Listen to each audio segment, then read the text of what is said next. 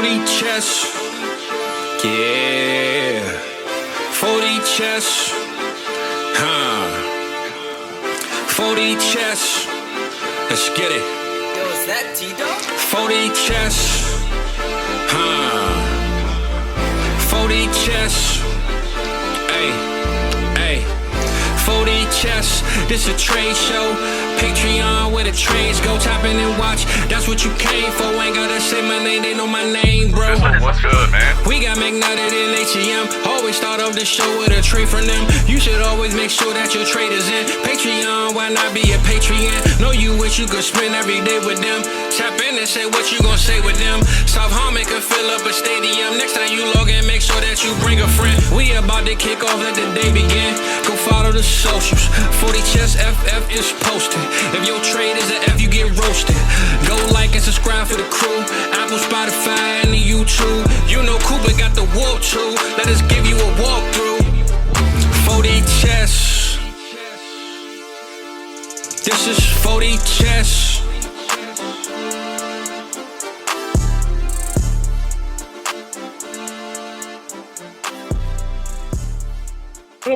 Welcome back in, everybody, to another edition of the 40 Chess Dynasty Football Podcast.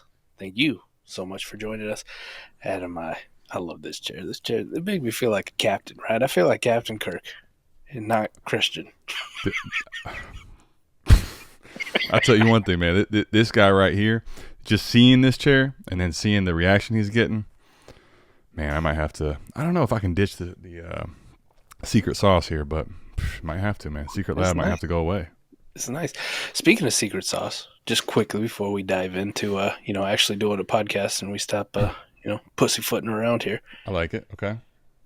This is how much like I must care about you, or how much my damn phone listens to everything that goes on between us. Because I just so happened to get a targeted ad today where it was informing me that Buffalo Trace released its antique or collection or whatever for like $149. Let's go.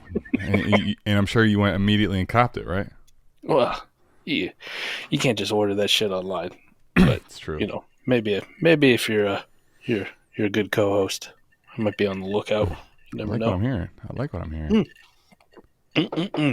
That vodka tastes so good too. Yeah, all right, buddy.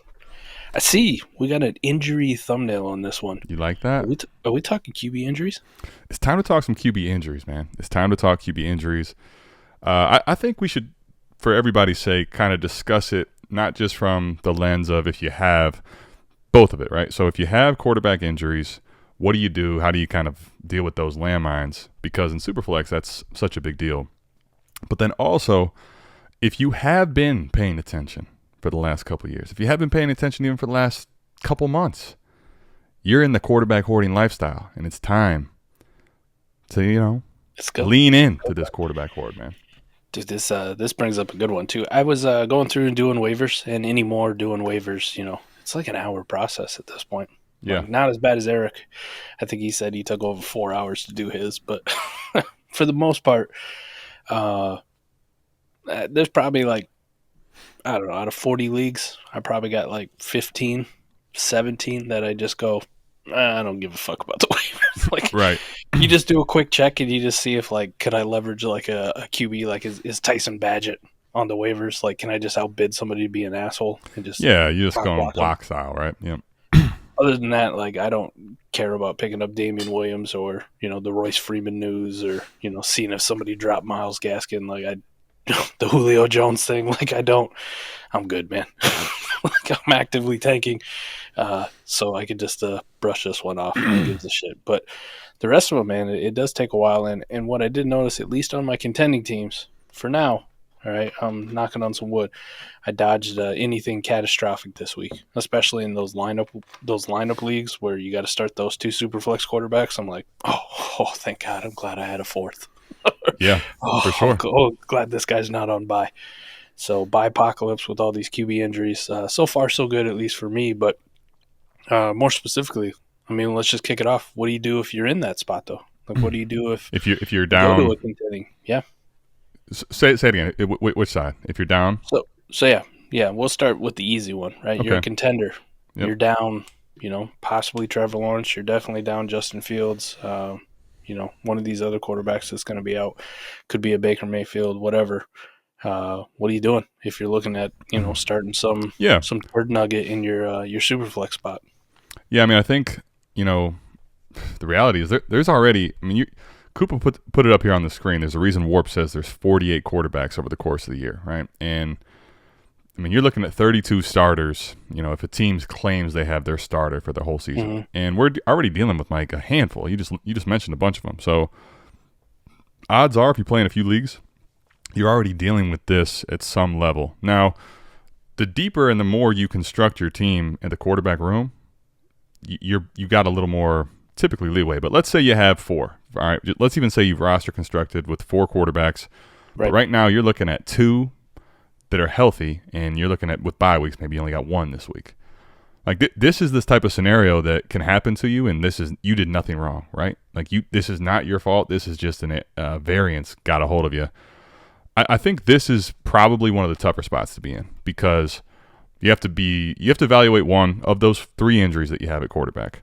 Are they short term and long term? And if they're short term, how short term, right? If you only have a week or 2 of this type of scenario, man, you just patchwork this thing as best you can, right? You get you go to the waiver wire, you get a turd nugget. If that's not the case, though, if this is more of a long-term thing, let's say you have Anthony Richardson, he's out for the season, like they're saying, right? And that was really your solidified quarterback 1 or 2. You don't want to have your quarterback 2 for the full season be a, quarterback 30 type, right? That is very suboptimal. I don't care if it's start 9, start 12, best ball lineup, it doesn't matter. So I think when it's more the latter, you need to now figure out a plan of how I'm going to replace these quarterbacks. And we're going into week 7, man. So by now you should be able to look at a few teams that are definitely out and take a look at what they have at their quarterback room, or other teams that have a plethora. You better hope it's not McNutted, but you got to go shopping and see, how can I, plug in some of these quarterbacks? Is someone willing to sell Gardner Minshew, right? Is someone willing to sell some of these guys that they weren't necessarily planning on? So I think the first thing you have to do is assess your quarterback room, how drastic the injuries really are and the timeline of them, and then you got to find your attack plan for how to fill it up. I would say best ball leagues, Adam, this is why I've always been a guy who's I need 4 quarterbacks, man. I get by with 3. I really want 4. I hate having less than 4. 3 is palatable. I can look at it and know I'd rather have a 4th. When I have 2, man, I tell myself I'm either not competing or I'm in a league where Mike's quarterback hoarding and there's just nothing else you can do. And I mean 4 quarterbacks who are starters too. Not does Dobbs count on that list? Yeah, he would. But even if you were roster constructing before the season, that was a tougher sell because we didn't really have clarity on actually who would be the guy. I mean, we had some rumblings, but it was I need no way they're starting in week 1, right? He just got there. He didn't even know what the hell he's doing. But now PJ Walker would not really fall into that mix, right? No, definitely. I'm just for everyone listening's clarity, right, on what would fall into and what would not. Yeah, I would say this lineup, those teams that are constructed where they have just 2 elite quarterbacks, and you're you move the 3rd, for whatever, I've been advocating. I'm kind of with you. You just look and see what you need to do to get by this week, and see how long you need to get by. Best ball, you should have been rostered constructed correctly, though. You should have had a plethora of quarterbacks. I didn't care if you had Patrick Mahomes and Josh Allen. You should have at least had a 3rd on your team. Should probably have had a 4th, at least a fringe guy. Yeah. Me, if the roster constraints allow it, we're 35 plus on roster spots, Adam. I'll hold 1 or 2 of those other quarterbacks who are backups and have the potential of getting a job. Minshew. Minshew's a perfect name, right? Those kind of fill-ins, Aiden O'Connells of the world. Yep. Now, if you're looking at it, best ball, hopefully you roster constructed correctly, you're okay. In best ball leagues, a little bit different, right? Because you can have these guys go off and enter your Superflex, so you don't really need to panic, but you should definitely at least be exploring, what's a Dobbs cost? What's a Gardner Minshew cost? What's the guy who's got Aiden O'Connell? What's he want? Even Tyson Badgett, if he's already on a roster, at least I know he's playing for a week. It's worth a shot just to chuck a 3rd. Lineup, this is why I always advocate for like having that liquidity. You know, we have so much variance in lineup leagues. Like you should be chock full of 3rd round picks, 2nd round picks for moments like this. Like you shouldn't be pushing all these in because now you're sitting here and you're going, well, I had a really good QB2 and my QB3 was Jimmy G. You know, I was doing everything correctly, and now I'm looking at not starting any quarterbacks this week because my starter's on bye. The other 2 are hurt, right? Like, I'm screwed. This is why you needed those 2nds and 3rds. So you could go to that guy who's got Gardner Minshew. Like, that would be a guy I would target. You know, maybe there's nothing on the waiver wire, but I'd go to the manager who's got Gardner Minshew and be like, listen, I know you got me over a barrel here, but I'm not taking a 0 at my QB spot. Like, I'm not letting 1 week just go by the wayside because everything matters so much. Every damn point in fantasy. How many times did you just miss the playoffs by 1 point? Or how many times did you just miss maybe the 1 or 2 seed, and then you got to play that first week in the playoffs, and that's where you get bounced? Like, every point matters. Every win matters, and I'm not conceding a damn thing. Yeah. So if it costs me a 2nd on a contender to go get Gardner Minshew, you post it, people will roast the shit out of you, but in reality, it's what you got to do, right? Like, hopefully you could get something else done, but if that's the fallback, that's what you got to do. But you don't even have that option if you've leveraged every damn pick that you have, right? And you weren't sitting on these treasure trove of draft picks. So I know people look at them and they go, oh, this pick don't matter. And, you know, when we talk about deals all the time, like if it's a start 9 lineup, you know, the 3rd's kind of irrelevant, or, you know, this is a late 2nd, it doesn't really matter. This is the point where it matters.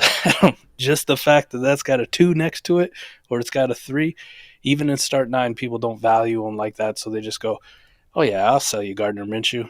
Give me a 2nd, right? By all means. So that's kind of it's another life lesson for us playing Dynasty, where it's like, yeah, we talk about it all the time, but now you're seeing having pick liquidity or asset liquidity in general is uber important to just being able to get by week to week. Man, it only, like that, if you have not kept a lot of liquidity, that ugly head will start to rear itself right now, and it's only going to grow, man. It seems like every week, starting with buys, you'll get more attrition, and like we hate it. Like there's almost, at this point, you know, outside of maybe Purdy for you, there's nobody that you're not exposed to at some degree, right? In Dynasty. So any injury we hate. I'm just messing. I got 2 Purdy shares. Come on, 2 out of 40. That's pretty good for Mike, man. It's pretty good. Pretty good. Yeah, he's not. But yeah, I mean, when these injuries happen, it's not good for any of our teams. But we're so ingrained now to expect it. At least I am. And you start to see the injuries happen, and then it's amazing how when you have all these plans in the beginning, and you need to figure out a way to patchwork something together, or actually go buy a long-term starter, and you don't have your liquidity, it is so problematic. Like it's almost hard to explain until you see it. And then when you don't have the liquidity, one of the problems is, so when you want to go buy, let's say you're in the former situation, right, where you now have to figure out a way to buy some. The reason I wanted to touch on this, and you already got there, if you have your liquidity, right, when you go to some rebuilder that doesn't care about these quarterbacks, you know, dynasty value, they just want to get picks, or they want to re-roll it into something younger, like, you have the picks to speak to them, right? That currency goes anywhere, and especially to a rebuilder. Now, if you don't have your picks, understand, you're going to a rebuilder and trying to figure out what of your pieces, like you're looking at your roster basically as what of this in the barter store, right, is even current. What do they care about? You could have some awesome pieces that they could give a shit about, right? It's too old. So you now basically put yourself, you're pigeonholing yourself into so much narrower of outcomes in trade talks when you don't have your liquidity right now for stuff like this. So that's another reason why, Mike, every single time when we talk about trades, especially on like the trade show, even here,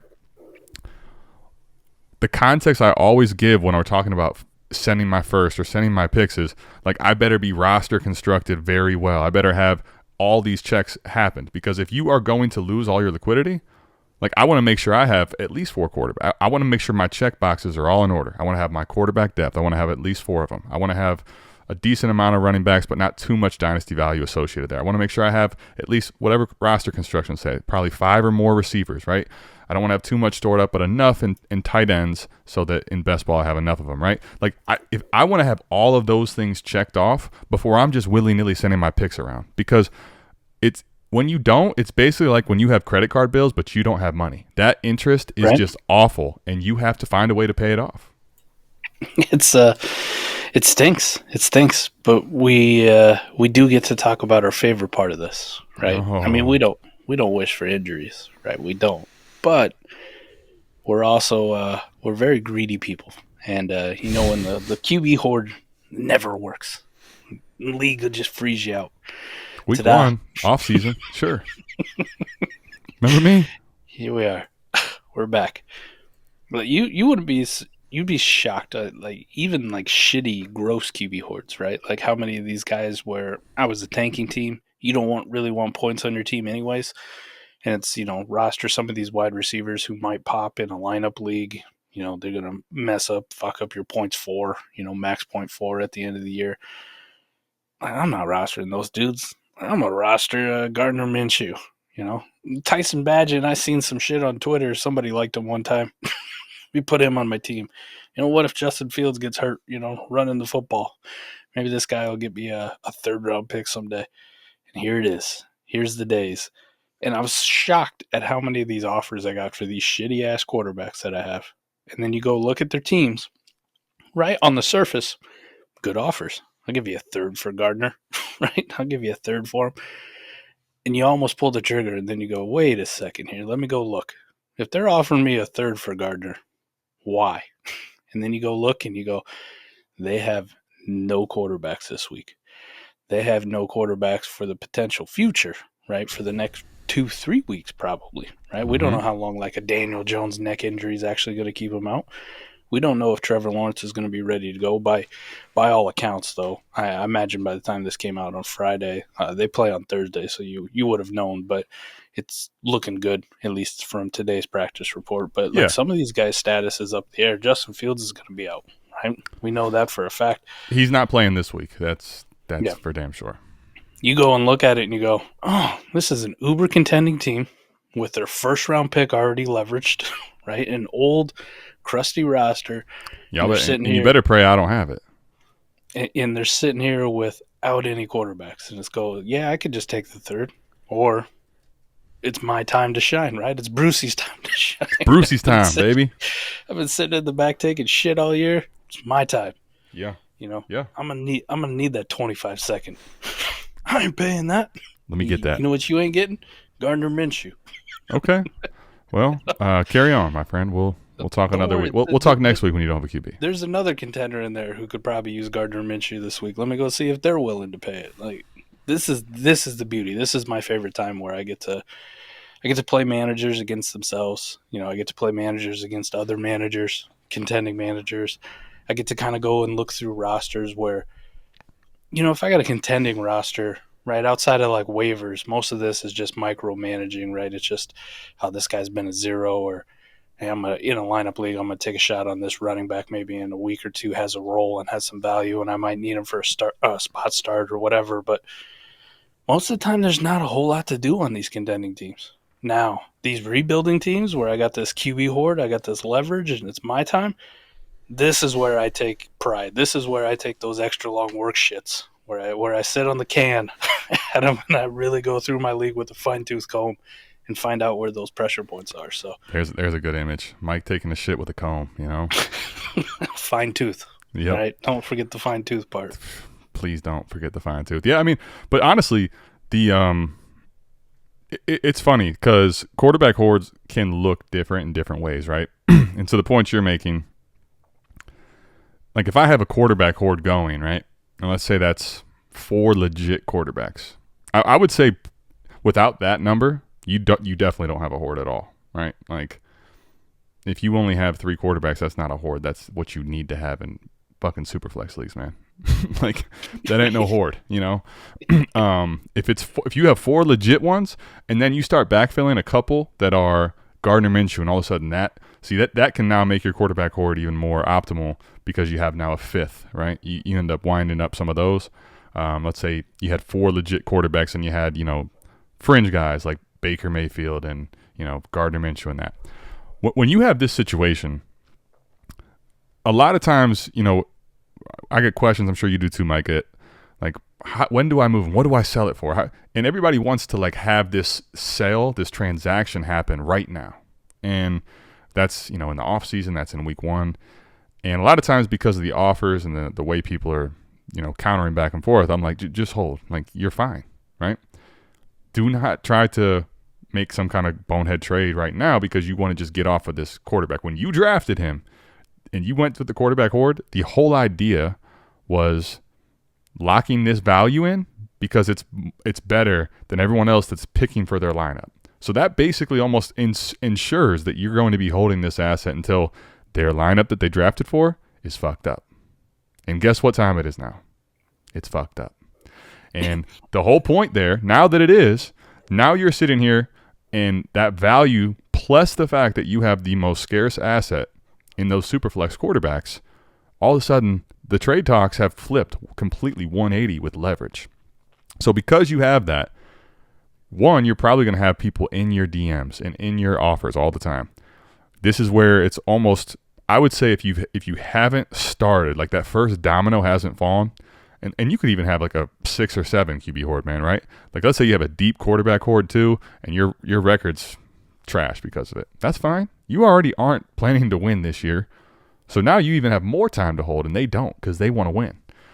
Point is, when you start getting these offers in, this is, I think, Mike, the most crucial time, if you haven't had that first domino fall, to establish the alpha and the line of what is the price. This goes to anyone that's coming for your quarterbacks. And when you make that first sale, all of a sudden, boom, the rest of them can go if you need them to go. And I think people don't bake that into quarterback hoarding. And the reality is, Mike, the attrition at this position and the rest of them is just getting started. Whether you want to believe it or not, it is just getting started. Last year, look at last year in the playoffs, how many of the elite quarterbacks were hurt, man. Yeah.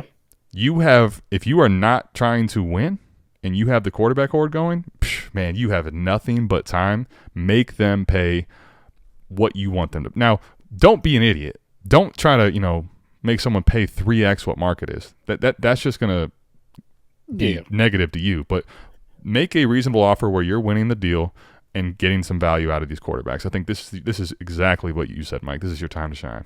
It is. I was just looking through and I was seeing here a few of these best ball leagues because I know in some of these auction leagues that we did here, I just couldn't help myself, Adam. I had to bid up them quarterbacks, right? You know me in an auction with my my price enforcing. It's brutal. I love the price and the price. Mike lets the price enforcing go wrong, and it's he's got all these quarterbacks and no one else, but he doesn't mind. He does not mind because he gets Don't this. mind at all.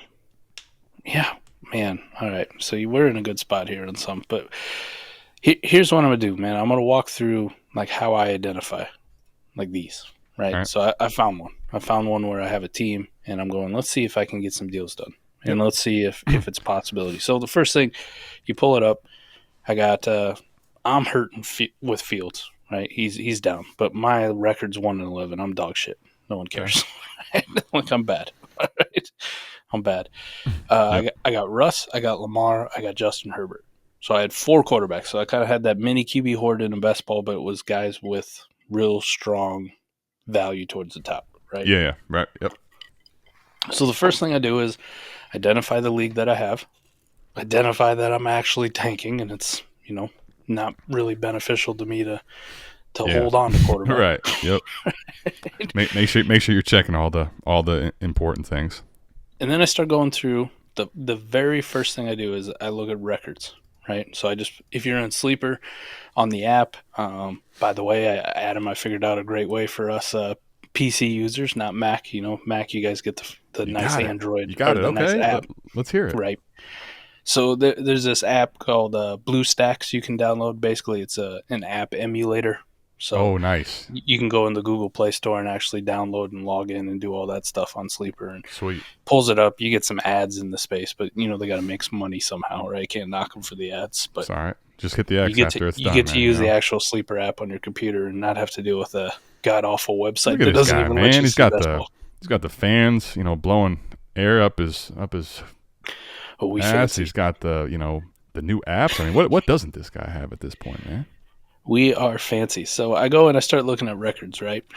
And you can pretty much rule out, if a guy's in 11th place, 10th place, 9th place, losing record, probably not the best one to go to. You might find a fish or two in there which they have this false sense of like, I'm on the verge of making a run, right? Like I'm ready to go. Like the guy who sent me the offer today, even though I'm in 11th place and clearly tanking, he wanted my first for Alvin Kamara and something. I was like, oh, that was a good one. Okay. Well, But shit, I have ones too, man. every now and then they try you. They just they just never get fulfilled. Those Like ones. a winning record. So you look at it. The first one I got, a guy who's 6-6. I can put the cutoff right there. 6-6, he's 500. Could go either way. More than likely, it'd probably get in decline. But then I started evaluating their quarterback room. Right, it's best ball league, Superflex, pretty good scoring. Burrow, Hurts, Baker Mayfield. All right, pass. Like, not a lot of motivation on that manager's behalf to go ahead and make a move, right? So you can send something if you want at him. For me, it's usually just a pass, right? The pass. Pass. Like, I'm moving on to the next. Mm-hmm. How about a guy who's 7-5? Aaron Rodgers, already on IR. Mac Jones, Gardner Minshew, Brock Purdy, Derek Carr. Best ball. Not the sexiest names, but you got 4 of them who got starting jobs right now. Not hurt. Pass. Right, go on to the next. Mm-hmm. We got a guy who's number 5 in the league, 8-4. Dak Prescott on a bye this week. Kyler Murray still on injured reserve. Sam Howell, Desmond Ridder, Josh Dobbs. That's one where you might send out. If I'm going to send an offer over to this manager, it's going to be like somebody more like a Lamar, right? It's going to be somebody more like a Justin Herbert. It's going to be a more sexy asset where you try to entice them to up tier because they're rocking with so many mids to below mids. Sure. Right? So many non-difference makers. Yep. I will still send out the offer to that one, but you really don't think that one's getting done. All right, so you go to the guy who's number 7, 7-5. Daniel Jones, hurt. Kenny Pickett, Wolf. CJ Stroud. And then you look and you go, okay, maybe this one would have some interest because Kenny Pickett hasn't played very well. Daniel Jones is out. But then they got Tyrod Taylor sitting on the bench, so they may be backfilling for a week or two. So they could be fine, right? Best ball, probably still send an offer out just to see what they have to say. Doesn't look likely, right? I'm just really trying to categorize it in like the very important ones that I want to get out and who I can leverage and who I know I'm going to have to finagle with or like really try to sell on a deal. I want to go after the big fish first, though. I want to go after the biggest steak I can find initially. So I go to the next guy, number 4 in the league, 8-4. Josh Allen, Kirk Cousins, end of list. Best ball league. Could I interest you in a Russell Wilson? Right? Hello, hi. My name is McNutted. With everybody suffering for quarterback depth, can I sell you Russell Wilson for your first and something? Like some youthful piece if I can find it on your team. The first Right. plus, baby. Right. The first plus. You go to the guy who's number 3, 10-2. Tua, Deshaun Watson, Jared Goff. Now, you wonder maybe if they have a little bit of angst on Deshaun Watson. If I was going to do any type of QB hoard, it might be selling something like a Lamar Jackson type asset to go to Deshaun Watson and get a plus. Like, I am more than willing to take this uncertain quarterback that I still like off your team, which I really think is pretty close in tier-wise, but let me get a significant plus, right? Can I get 2 seconds? Mm-hmm. I don't know if a first will happen, or maybe I can get that youthful wide receiver. As much as we've hated the start to like Quentin Johnston season, right? It's not officially over yet because it ain't the end of the season, and he's not a he's not a bust. What Drew Bean DF Bean counter always call him? Face planter. Face planter. Not a face planter. Not Face officially planter. yet. We still got some weeks. So Daggone face planner, man. he could still turn it around. But that would be a situation where if you had that kind of asset, like let me get Deshaun Watson in that one, and I'll sell you a good quarterback right in that range. You go to the guy who's number one, Geno Smith, Jordan Love, Zach Wilson, Matt Stafford. So far, I'm coming up zeros in this league. Nobody's like super hurting, and sometimes that's the way it goes. Yeah. And the guy who's got number two, this is the one. This is the one. Number 2 record in the entire league, Adam. All right. And you got to search to find this. I swear to God, I didn't plan this because it's just the way Sleeper did it. But the number 2 team in the league, last roster I'm looking at, he's 11-1. He's rocking Trey Lance, Tyson Bagent, and Jimmy Garoppolo. Hello, sunshine. This is the guy that you go and try to target. And like Adam said, you could really, really try to break him off, but you don't want to scare the fish away right away. You don't want to like throw it out there. If they're not coming to you, don't go out there and ask for 3 firsts for Russell Wilson. Here, don't be that Russell guy. Wilson for the next 3 years of your life. This is you're gonna have an eternity just like the Broncos with this contract. All right. So what would you say? Let's talk through one here, right? And I want to get your opinion on what you would do to offer this deal, right? I just gave you the quarterback room. It's horrible. Okay. Still has the draft picks. Number 2 team in the league, right? Record-wise. Only lost 1 game, and it's against the median all year. Mm-hmm. Horrible quarterback situation. Not having Jimmy Garoppolo, and his only quarterback's going to be Tyson Bagent for this week. Right? So he's got Bagent, no other quarterbacks for this week. No help from Trey Lance is coming anytime Who are the ones that are hurt, and how long are they hurt? What's his outlook look like? Jimmy's out for probably at least this week, if not, the next couple. Does he only have Jimmy and Bagent? Jimmy and Bagent, that's it. Jiminy Christmas! I'm just assuming with second in the league that he. All right, okay, carry on. I'm sorry, I'm there now. Well, that's what happens when you're rocking Jamar Chase, AJ Brown, Amon-Ra St. Brown. I get you. I'm just trying to. Okay, so he's got those quarterbacks. Right. Bagent's the only one for this week, and then his team's really good everywhere else. He has all of his picks. Yep, every single one of them. Okay, and which quarterbacks are you? You have Russ. You said. Which other quarterbacks are you looking to Herbert, sell? Lamar, Russ, and Fields would be a no-go, right? Right. That's so Herbert, Lamar, or Russ. Yep. I mean, any one of them go for the right price. I mean, I think, Mike, you got to ask yourself this. Do you think it's best here for you to sell Russ and try to actually see when I have quarterback hordes like this? One thing I like to do is look at the room and assess what I have to play with, what the market and people say about them, and then what's best for my team, right? And I think you have a serious conversation with yourself here. Are you better holding Russ than trying to really extract well over market for him? Or are you better off holding Russ and trying to sell maybe a guy like Lamar? And obviously the price difference, and say, like, you're not going to sell Lamar like for what you sold Russ for. You're going to sell Lamar for full boat. Plus, you might be able to get more because he's like, shit, I could get Lamar. Okay, maybe I'm interested in that.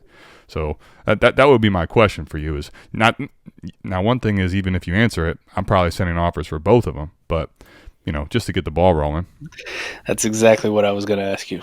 I send a reasonable offer with the Russ, because getting him off my team anyways on a rebuilder, it neutralizes my downside, my risk. So I want to double prong this, right? I want to send the first offer that has Russ, right? I'm going to send 2 offers here, right? I'm going to send the unsexy Russell Wilson, right? Here's a quarterback. Yep. I'm not going to ask for the moon in return. I know you need one. Hopefully this gets a good trade relationship. But if it's not sexy enough, the second one I send is going to involve a Justin Herbert or Lamar Jackson, and it's going to be full boat plus some, right? And I want you to know exactly where it's going to be premium. You'll get a premium quarterback for a premium price. So how about this? The first deal that I would send, this is what initially I came up with and what I would be comfortable with. I just want your thoughts on it too. I'm still going to send it anyways, but I'm going to send him Russ, and I'm going to ask for a 24 first, right? We already know it's on the later side. Right, and I'm going to ask for something like Trey Lance back. Nothing burger to you. I mean, that's. I think that's almost entirely too reasonable. You would tax him more. Well, I mean, I think in this scenario, you got to get a first for Russ. Like, this is a team that's already good. So the incentive for them to stay good as a single first that always projects late, like that's a minimum ask to me, frankly. Asking for Trey Lance, like, what the fuck do they care? Right. You know what I mean? Like that's basically asking what the minimum is in my mind. Like a little more, obviously, but I think you have every right to ask for more and settle for that, frankly. Okay. Well, what would be something else you'd throw in? Like I would say, a third, a couple thirds. I wouldn't even hesitate to say a sec. You know what I would do? Maybe is a second and third swap. Ooh, I like that idea. I like that. That's what's going to be set, right? My first and my third for your first, second, and Trey Lance. There you go. There you go. There you go. I like that. That's not a bad deal. I like that idea, right? You throw the swap in, plus it evens it up picks wise, and then exactly, and then now diffusing the situation. It also sets back, right? When you talk about chess, you're kind of doing a lot of setup moves, right? And the setup is you counter back without that pick swap. Fine, like that was what I needed, bottom dollar, but got to start somewhere higher, you know. And now you break them off with the Justin Herbert deal, which I start with Jamar Chase. You're 24 first. You're 25 first. And a Speaking of, don't scare him away. And a 24 second. Goodness, Jamar Chase and two. Oh my. Mm-hmm. That would be the definition of scare him. I scare him the hell out of here. Like a real asshole, right? But you want to establish two different things. They look at that deal and they go, "Fuck, no way," and then they look and they go, "Yeah, this Russ deal ain't too right." Well, I mean, they'll tell you what they will do is it's going to go one of two ways. They're either going to say, you know what, that Russ deal is definitely not as bad as that Herbert deal, or it might say, this guy's fucking crazy. This is Santa Claus crazy ass offers. Get this dude out of here. This shit out of here. So that's just an idea of like what I'm doing in this time frame, right? I like it. And when I do it too, like I also love to do that 2-prong attack. Like I really love to do the two. Listen, I know I may have some really good quarterback assets, and I may have some Zach Wilsons of the world, right? I will send you a reasonable offer and try to help you out with Zach Wilson, right? But I'm going to get that second out of Zach Wilson in the end. This is my bottom dollar. Here's the reasonable offer. Coming from you or someone else, you pick. This is happening. Or if you really want to go shopping at the nice deluxe store, you want Justin Herbert, you want Joe Burrow, you want Josh Allen, Jalen Hurts, whatever it is, here's the price. The deluxe store is not cheap. Okay, you're gonna pay everything plus some. I got tickets to the dance, man. I got tickets to the dance. Exactly. Yeah. All right. The other thing I like about the reasonable offer for a guy like Russ, right? If you really think about it, we're only in week 7, and I say only, but about halfway through the year, right? The regular season, right? You kind of see where we're at and how bad like things have gone so far for some teams already through 7 weeks, where it just looks like despair. Mm-hmm. If your quarterback situation is that bad like this guy's, and you've been like living on borrowed time, do you really think a Russ Wilson is going to be the one that like pops you over the top? Because it's also a reasonable bet that this guy could fall from number 2 in the league down to number 8. No. Well, see right, that's where I think Mike, that's where that second third swap is a layered trade for you, right? Because if that person's looking at that trade right now, they're probably thinking, man, it's a difference in a pick maybe. Like your team's ass, their team's great. He's thinking, I'm going to win the ship with this trade. Okay, but early third you're going to send back, right? But Mike, if this guy falls on his face because if it's Russ and Badgett, let's say, for the rest of the year, I mean, your team could be really good, but nobody. I would not be shocked, and if you're listening here, and you're not shocked at the quarterback room of Badgett and Russ missing the playoffs, even with studs, like you probably haven't played a lot of Superflex leagues that much, because that is not a very optimal quarterback room, right? So, like that actually, Mike, that transitions. I don't know if you had some other points on that. I wanted to let you get there. No. I got a 50 you want to get to. I wanted to give a real actionable advice on what I would do in this exact situation, because I'm going to have, I don't know, probably 5-6 teams, you know, myself, where I have 3-4 elite quarterbacks. I'm tanking, I may bought them all, spent all my auction dollars on them in the startup. The rest of the team's dog shit. Or, hell, I mean, there's a couple floating out there like the Expo League where I just QB hoarded right off the startup at them. Like, and I'm in the second year of it. And I'm just sitting here going, what's up, boys? That was Brucey's time to shine. So, but I wanted to walk through at least my thought process, exactly how I do it, right? When I'm trying to identify targets on who I'm going after and who I want to trade and go step by step. Like, there's some I can just dismiss right away, man. If it's the number 10 team in the league and they got a losing record, like, dude's probably tanking. I'm not going to waste my time, right? And I'm not going to send out an offer that's going to seem absurd like that one and then just completely burn a trade bridge down the road because I wanted to be an asshole or I wanted to test every single possibility in my league. Mm-hmm. I know better. I know better when I don't need to waste time. Yeah. Well, I'm with you, and I have a league that I'll walk through as well. But this talk here, the lifestyle, right? We talk about with quarterback hoarding. It's a lifestyle. This isn't just a one-time thing in a startup. You get a little bump up in value and then you just forget about it, right? The lifestyle approach, Mike, to me carries so much into everything we talk about. I'm going to get us to the 50, right? We call this demonic. Maddie Kiwoom, shout out to Maddie, Maddie Double Tap, as we coined him the first time. Tap. Maddie was in the back end of the turn, right? And when we called him Maddie Double Tap because every time that 12 spot came was bam, bam. The picks were coming right back around, man. Maddie Double Tap. So he called us, he gave the 50, he coined it demonic. And Mike, the 50 for me is when you talk about the lifestyle of the quarterback hoard and looking forward at these things. Really, a lot of people might be sitting here in a situation today. Dynasty Degenerates, you're sitting here, you're looking, you're kind of like, man, how did I get in this mess? And it kind of just, you're living right now. Right. And if you don't have like prep plans, if you don't have a plan, you're always just living in the moment. And what can happen there is when you don't have a plan, everything can go awry because you don't even have a plan. Mm-hmm. What I'm looking for is the combination of the fact that we know attrition is going to happen, quarterback hoarding, and then the pick liquidity, right? When I talk about this 50, this is kind of in some of my leagues that I can actually make this happen in.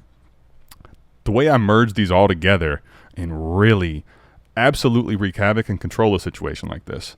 So when I'm looking to acquire picks from teams, right, especially early in the inceptions of the league, the first thing I'm looking to do in best ball is bet against the teams that don't have a good quarterback room. They have not built their quarterback room well. Right? So I'm looking at teams that have 2 quarterbacks, that have 3, but 2 of them are highly questionable, right? Those are the teams I'm typically looking to bet against. Hell, I'm even looking to bet against sometimes these teams that are Mahomes and Allen, but they have no backfill and the rest of their depth is questionable. So, Mike, I have a league right now where I'm 5-1. So I actually am the highest scoring team in the league, but lost the week that I was the number 2 scorer last week or 2 weeks ago, so I lost that week. But 5-1, team's built pretty well. I have 5 quarterbacks going right now. So in this league, this team has Herbert, it has Lamar, it has Lawrence, it has Russ, and it has Purdy. All right. So in this one, I also have 4 first. Now the truth is, my depth and like my team around it, it's very good, but it's not in a perfect situation. And it's partly because I have 5 quarterbacks and because I have 4 first-round picks. And I know, like, my future plan has always been at the right time that I'm going to leverage the fact that I have these things going, right? I don't need to have the perfect best ball roster right now to make this play. So when I have these 4 first, Mike, none of these are mine. I already pushed mine in, but I have 4 first that are not mine. I have those 5 quarterbacks. So the first thing I'm looking at in this situation, okay, when I have your pick, what am I looking to do with it? I'm going to probably hold this all this time, and I want to sell it back to you in situations where your quarterback room has gone to shit. And 2 of my first, Mike, that I have, I'm looking at teams that have 1 or 2 quarterbacks that are hurt, and they either have to come to me or they can keep trying to, get by with patchwork, and that's going to just make your pick better. So either way, I'm inclined to win and you're inclined to lose. Now, if you want to fix it, you better get that pick back or you better trade for a quarterback, right? So let's talk about one here, and I'm curious your thoughts on this one. One of the guys has Anthony Richardson. And because I have, it's best ball, there's 32 roster spots. Would you take A-Rich back in a trade and get a plus for one of these quarterbacks and roster the 0? I'm honestly of the mindset that I may not even give that too much consideration unless the plus is significant. The plus has to be pretty significant. I almost had a moment of weakness last night with an Anthony Richardson trade too, because my brain couldn't wrap around the whole thing that dude's probably out for the season, right? And we're still in this. Man, I just seen him a couple weeks ago. We were talking about potential at top 5, right? I was still a little bit in that shock thing. And it was in regards to moving off of a Jalen Hurts. I'm after I posted in the Discord, and they're like, that's way too low. I'm like, nah, I'm good. And I'm like, you know what? You're fucking right. I'm the one who's got the leverage here. This is not beneficial to me to be holding, in your case, it wouldn't be beneficial to you to be holding a 0, an actual 0. Right. You're taking out a quarterback of my room that floats in and out, and I'm taking on a 0 for the rest of the year. Correct. Right. You're hurting yourself on the contending side. You're hoping to make up for it in 2024 value, but we've seen these things go all over the map, right? At one point, Trey Lance was damn near a first-round startup, and then he fractures his ankle in the second week of, the first real season he gets to start, and all of a sudden here we are, I'm asking for Trey Lance as a fucking throw-in. And I'm saying, nah. Yeah. No, I mean, but really, I wanted to highlight that point too about A-Rich real quick about lineup and best ball, because if it's a lineup league, we're having a totally different conversation. Where you can stash them on your IR, no one gives a shit, you're fine. Yeah. Or if it's an MFL league that's best ball but has an IR spots, sure, IR spots, yeah, different conversation, right? Different things in value. If I'm any kind of a contender, right, I don't want to be rostering these 0s, even if they've got tremendous dynasty value, because I'm doing it for one reason. I'm a contender, so I can go compete, right? You got to the point where you are where you may not have tons of depth, Adam, but so far so good, right? Yeah, well, and you don't need to start pissing that away on things that aren't going to help you. So exactly, and I that think would be almost a non-starter for me unless it was something I could get him for 1 first, right? You want. Well, that's what I'm saying. Not their first back, you'd have to add you would have to add in a player, right? A skill player that's like a first-round value. Right. And then for me as a contender, then I'm thinking, well, now I got to take the next step, because in reality, if I really want to compete, the smart thing is to take A-Rich and then go flip him to somebody else for actual. Well, that's where you now need to figure out who's the rebuilders, right? And can you flip them there? Yep. But then you're talking about multiple steps of the move, and you open yourself up to so much to just breaking even or taking a loss. Exactly. And maybe not actually gaining anything at all. Well, I wanted to just ask you that quickly on air, because I think it was a good discussion, but the truth is I've kind of been not very interested in that part of the negotiation. So the second part now becomes, okay, what do you have to do? Now, one of the beautiful things that I think I wanted to talk about with this 5th D here, when your foresight, when your plan is taking some first that have opportunities to go awry, because you are rewarded every way unless they just have nothing go wrong. Even then, you still have a late first, right? But if something goes wrong for them, you're rewarded with the pick either getting earlier and keeping it. Your downside is capped, right? It's going to be capped at 12. Exactly. Right? If it's a 14 team, is capped at 14, right? You know where that floor is. That's well put. Downside is capped at 12, and there's upside from there. Correct. Yeah, we talk about floor plays all the time in fantasy football, and the reality is the floor is actually, you can't even say the floor is 0, Adam. I see dudes go negative all the time. So the floor certainly negative exist. Warp, But the floor does exist on a first-round draft pick. It's how many ever fucking teams are in your league. So, but the beautiful part about not just, so there's cap downside, right? But then there's also, that's with the pick. There's also when you have the quarterback horde. So when your plan is also some of that and you have this quarterback horde going, the beautiful part for me is when you have a real quarterback horde, Mike, and at that point I'm talking about 5 quarterbacks that have real jobs that are, at that point now you can literally send away a quarterback and you now I prefer to not get a quarterback back. This is the most optimal position, in my personal opinion. That's why I call it the 50. The most optimal position to be in Dynasty. When you have other people's picks, you have their future in your hands, and you have quarterbacks that you can dispense without getting one back. The combination there is the fucking place to be in Dynasty, period. Exactly. I prefer, right? I don't want your quarterback, right? Well, that's why I want to talk about that A-Rich thing, because that's what people will try to do, right? A lot of times they're going to try to send you their hurt quarterback or find a way to, no. Listen, this is going to go one way, all right? This is a one-way road. I James Vanderbeek that shit from Varsity Blues. I don't want your life. You tell him, all right? Or if you want to go with not another teen movie, the spoof of it. I don't want your life. Yep. Or your wife. Oh, your wife. There you go. It just happens to be his mom. And now, Mike, I'm basically saying, okay, see what this pick liquidity is doing, and one of the reasons in best ball this works so well is I basically don't meet quite the thresholds, Mike, but I'm close for the skill players, running back, receiver, tight end. But these picks and those quarterbacks not as much, but the picks are operating as they can't get hurt, right? So many people, you could roster construct perfectly, and you could have 6 injuries to your quarterbacks, your running backs, and your receivers right now. Shit, you could have Justin Jefferson, J.K.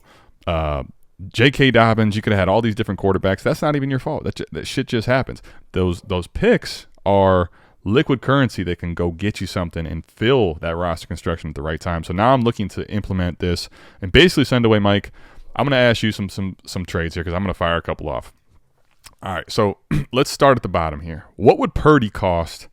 Because I know you hate Purdy, so I'm going to at least have to think about it. But what would Purdy cost to this team if you were going to send them in a skill player? I can give you some of the skill players they got. They got Eckler, Taylor, Garrett Wilson, Chris Godwin, Dallas Goedert.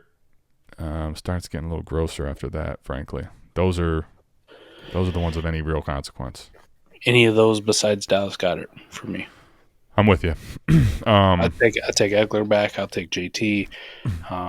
What if you want? Olave. What would the plus be like if he wants to say Goddard and something? Now it's just one tight end, start 12. Yeah. Not interested? Nah. Okay, Pass. with you. So unless he had like a second, and you're like, I'll bet against you. You think Brock Purdy's going to save this? I already have a second. I already have a second. So. Never mind then. Yeah, we're already betting against it. Okay. So yeah, I think I'm with you. I think something like Purdy for Godwin is fair. Yeah, and that's probably bottom dollar. Like, well, Purdy for Eckler, if you need a quarterback, is like, sorry, perfect. Boy. That's what you got to do.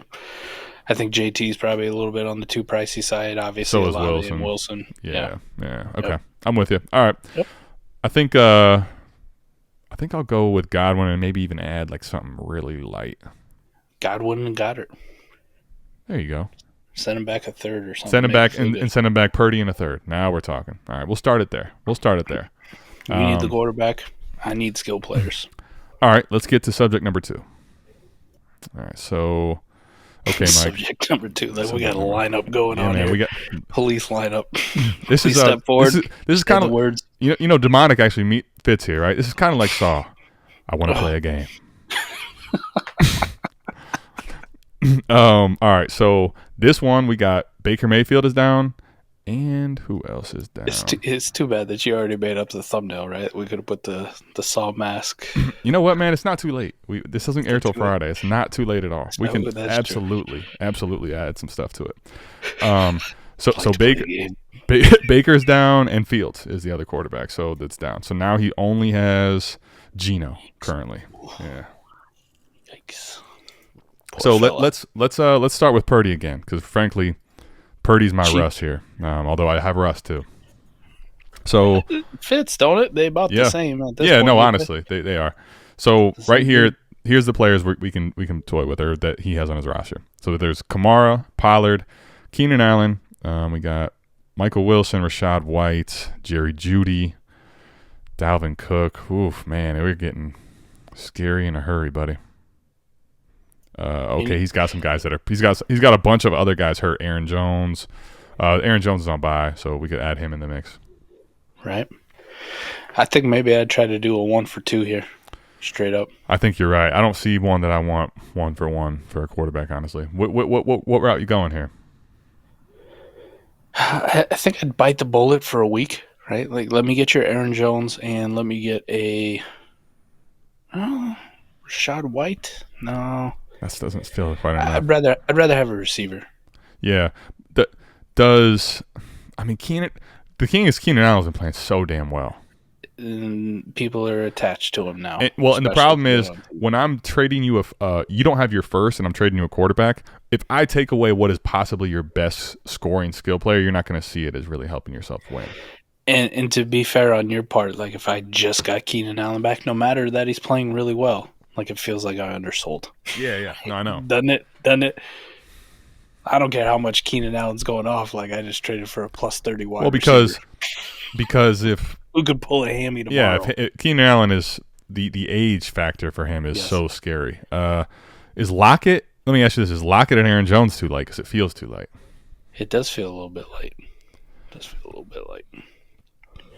Man. I guess in reality, it'd be like for me, it'd be Kamara, Aaron Jones. Like that's what I'm actually leaning towards. Just go 2 of the running backs. Yeah. Right. Yep. Yeah. I have 7 receivers, so I'm not like tripping if I don't get a receiver back. I think I do. I think I go for Kamara and Jones. I like that call. Preferably, like the ultimate offer would be Keenan Allen and Aaron Jones. But I can guarantee. You know what? Here. Let's do this. Let's go back to the drawing board here. On my team, I'll give you. Let's do a down tier, an up tier for me at receiver. So let's see. Let's go. All right, so here's my receivers. I got Amon-Ra St. Brown, Drake London, Terry McLaurin, Brandon Aiyuk, Elijah Moore, and Deontay Johnson. Elijah Moore would be the one I'd throw in, to be completely honest. All right, so we're talking Keenan Allen and Aaron Jones for Purdy and Elijah Moore. I like that. Yeah, I'm with that. We'll start there. We'll see what that gets us. And that's very reasonable. It's best ball league, right? It's not like Elijah Moore's a 0, but I think he's a little bit overinflated. Like he went from being almost worthless to people to, way too hyped up for what he's actually doing on the field. This is Amari Cooper's team, boy. No matter if Eric don't like it or not, PJ Walker's starting Amari Cooper's QB proof. Yep. Well, and I didn't know Amari Cooper could jump like that. And the crazy thing is, I've never thought of Amari Cooper as this like contested catch wide receiver, but I do remember the announcers fucking saying on Sunday, like, that's what Amari Cooper does, contested catches. And I'm like, bam. Do you guys watch football? Listen. He may be an extreme separator, all right, but he can test catch, man. All right, that's what he does. I've never thought of him as Julio Jones, Dez Bryant. Just mossing fools. What are you guys talking about? You just throw shit out. It was like you remember from like week 1 or week 2 where they were talking about the differences between Swift and Gainwell, right? Like Swift's the faster one, and Gainwell's a little bit more powerful. Yeah. What? Y'all tripping. Gainwell, listen, Gainwell, as far as power goes and relative to the field of not just the Eagles, the NFL is he's not going to be much more powerful than anybody, all right? If this is, what do they call those damn cards? Bro, I don't even think he runs with more power than Boston Scott does. I mean, mate, you Boston could argue. Scott's like 4'10". Oh, man. Well, anyway, yeah. But anyway, there's some other moves. There's one more team, but I wanted to just kind of give some actionable discussion and some real the league insight into like when you see, Mike. One of the reasons I wanted to talk about this is because I go through, I'm looking through my leagues just like you, and this one felt like the timing of it was just perfect of really conceptualizing a lot of the things we talk about and putting them into practice at one time. And how they really apply. Because if you have people's future, and at this point in time, you also have a quarterback horde, and the reason you have their future is you're betting against their quarterback room, like the plays are endless. Now, it just so happened that 2 of those teams had quarterback injuries to themselves, right? But think about it this way. Let's even say those quarterbacks were on different teams. Now you just have another couple teams that you probably have more, dialogue with trades because they're in a position to need one too. So when you have, let's call it 5 quarterbacks or more, it's going to be very hard for everybody else to even be close to roster construction. Most of them are going to be light. And then when you have people's future, there's just odds they're going to have to come back to you at some point. And when you're in the position of both of those things, Mike, to me, it is the creme de la creme of fucking having just the place to be in Dynasty. Let me ask you this, too, just before we bounce out of here, too. Yeah. This only applies to the QB position, right, Adam? Like, if I'm a rebuilder and I got Kyron Williams and Jerome Ford and, like, these kind of guys, buddy, like, the best offer you send me on a rebuilder, like, all right, I'll take it. Like, is Raheem Mostert worth a fuck ton? Did I just talk about, like, if I was crazy, if I was insane, if I really wanted to get the edge, would I go buy a Raheem Mostert for a first? It might be the play. Like, it might be the edge I have to do in some of these leagues where it's real tough to get deals done. People don't want to deal with you. Mm-hmm. And I'm going, you know what? To win this league, let me just push these chips all in, and even if it's on a Raheem Mostert, like, at least I'm doing something, right? Mm-hmm. If I've got these kind of guys on a rebuilder, though, like, and nobody's giving me seconds, nobody's giving me a first, like, nobody's giving me good youth back in the form of wide receivers, Adam, you just take what you can get. Like, get these fucking points off my team, like, now, right? Because those guys are one injury away from just nothing. Yeah, well, I mean, there's obviously layers to it, right? Like, now, to your point, the quarterback is the one absolute most leverageable position, period. Like, it just is. It's the one where you see dudes score 20 points on the regular, right? It's a combination of, right, it's a combination of, now this is applying to most leagues. Now, you can get crazy scoring settings where it's all ass backwards in certain spots, but in primary scoring settings, the quarterbacks are not only the most scarce asset. When it's Superflex or 2 quarterback or more, they're the most scarce and they score the most points. So they drive wins. They're the biggest driver of wins, and they're the most scarce asset. What is that going to cause? The most premium fucking price. And that's what it should be. Quarterbacks should be that, just like they are in the NFL, man. If you don't got one, you're screwed. Yeah, I mean, and then when you think you have one, Danny Dimes, you're still screwed, right? So, like, it's the difference. You better have a damn good quarterback room. The difference between fantasy and, like, NFL is you can start a PJ Walker in fantasy and, like, get by with the rest of your team more times than not. Okay, right? Like, you could be fine there. And I know the Browns won, so don't take this as hate. PJ Walker, stand up. Adam, if they roll that fucking guy out the way he played on Sunday, like the next 3 weeks in a row, that defense better be dog-like, man. Oh man, I'd probably, you might put a mortgage on the fact that they're going to lose badly, badly. I want you to think about that though. Given all that, they beat the Niners. That's nuts. It really is. It's nuts. But yeah, you were saying the difference is, like, typically in if your super flex quarterback room is not built well, you're not going to be able to win. It can happen. It's just not very often. Think about how unspectacular Tyrod Taylor was, right, playing Buffalo. Mm-hmm. It wasn't that great. It wasn't bad, right? He didn't turn the ball over, but it wasn't – you weren't going like, holy shit, look at this guy. This is like Tyrod from Buffalo from 2015. That feels like Tyrod has always been kind of like that, though, Like, he's helped teams win games, but you're never like, oh my God, it's Tyrod fucking Taylor. Once upon a time. I mean, I never looked at him that glowingly, maybe, but I get your point. I get you. He doesn't look like his old version. He doesn't, and all he did was, like, step into people's super flex spot and score 10 fantasy points, just on average in an average league. I mean, how many, like, 14th options on your bench, right? From, like, a flex standpoint with injuries and buys and everything, can you go like, this dude's getting me 10 points this week? Listen, man, I start people in my flex sometimes, like on the regular, where I go like, I'd kill if they got me 10 points. That was Tyrod fucking Taylor in 1 week. That's the value of the quarterback position and the value of the positional advantage of making sure that you're starting a quarterback in your Superflex spot week in and week out, unless your team is just, like we had a question from Zach, and he's like, who do I start in my Superflex spot? And it was like Dobbs, and then it was like Kenneth Walker, and I'm like, how the fuck is Kenneth Walker not starting at a running back or a flex? And then he lists off the rest of the team, and I'm going, all right, Zach, you got me on this one. Go ahead and bench the quarterback for Kenneth Walker this week. Like, good job. But that's very rare.